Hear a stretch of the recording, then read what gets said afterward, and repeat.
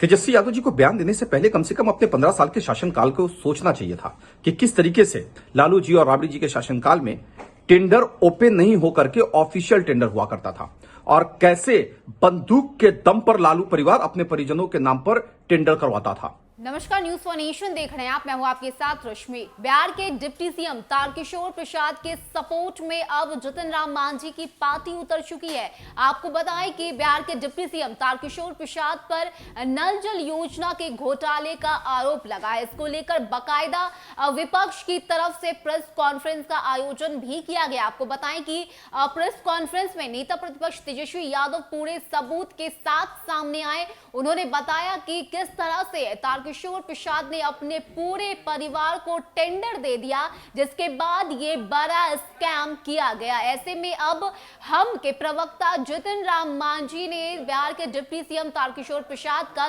Support कर दिया है। आपको बताएं कि दानिश रिजवान ने कहा है कि ये जो योजना है वो जल की तरह साफ और सुथरी है। उन्होंने बताया कि इसमें टेंडर पास किया गया था और जिसे भी कंप्यूटर ने फाइनल किया उसे ये टेंडर मिला है। तो ये बातें जो है इस वक्त हम के प्रवक्ता दानिश रिजवान की तरफ से कही गई। आपको बताएं कि लगातार विपक्ष की तरफ से आरोप लगाए जा रहे हैं और साथ ही साथ ये भी कहा जा रहा है कि जल्द से जल्द बिहार के डिप्टी सीएम तारकिशोर प्रसाद को इस्तीफा देना चाहिए। ऐसे में अब हम पार्टी तारकिशोर प्रसाद के सपोर्ट में उतर चुकी है। क्या कुछ कहना है हम के प्रवक्ता दानिश रिजवान का, सुनवाते हैं आपको।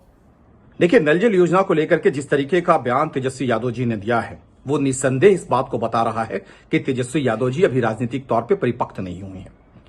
तेजस्वी यादव जी को बयान देने से पहले कम से कम अपने 15 साल के शासनकाल को सोचना चाहिए था कि किस तरीके से लालू जी और राबड़ी जी के शासनकाल में टेंडर ओपन नहीं होकर के ऑफिशियल टेंडर हुआ करता था और कैसे बंदूक के दम पर लालू परिवार अपने परिजनों के नाम पर टेंडर करवाता था।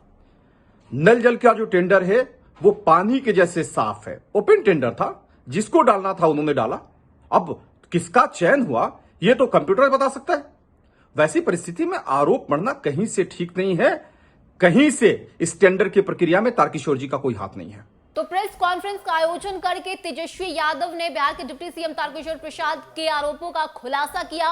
उन्होंने बताया कि किस तरह से इस बड़े घोटाले को अंजाम दिया गया। पूरे परिवार का नाम इस घोटाले में शामिल है। उन्होंने बताया कि तारकिशोर प्रसाद के बेटे, बहू, साले, इन सब का नाम इसमें शामिल है। तो ये बड़ा स्कैम और ये बड़ा घोटाला इस वक्त बिहार के डिप्टी सीएम तारकिशोर प्रसाद के ऊपर इसका आरोप लगा है। तो ऐसे में लगातार जहां एक तरफ विपक्ष की तरफ से इस्तीफे की मांग की जा रही है तो वहीं दूसरी तरफ अब हम के तरफ से तारकिशोर प्रसाद को सपोर्ट किया जा रहा है, उनके समर्थन में दिख रहे हैं। और यही वजह है कि विपक्ष पर हमला करते हुए दानिश रिजवान ने कहा कि ये जो योजना है, जो 7 निश्चय योजना है, वो जल की तरह ही साफ सुथरी है। इसमें कोई स्कैम नहीं है, कोई गड़बड़ी नहीं है और ना ही कोई बड़ा घोटाला है। तो ये बातें इस वक्त दानिश रिजवान की तरफ से कही गई। साथ ही साथ उन्होंने कहा कि लगता है तेजस्वी यादव अपने पिता और अपनी माता जी के शासनकाल को भूल चुके हैं कि उस वक्त किस तरह से बंदूक के नोक पर काम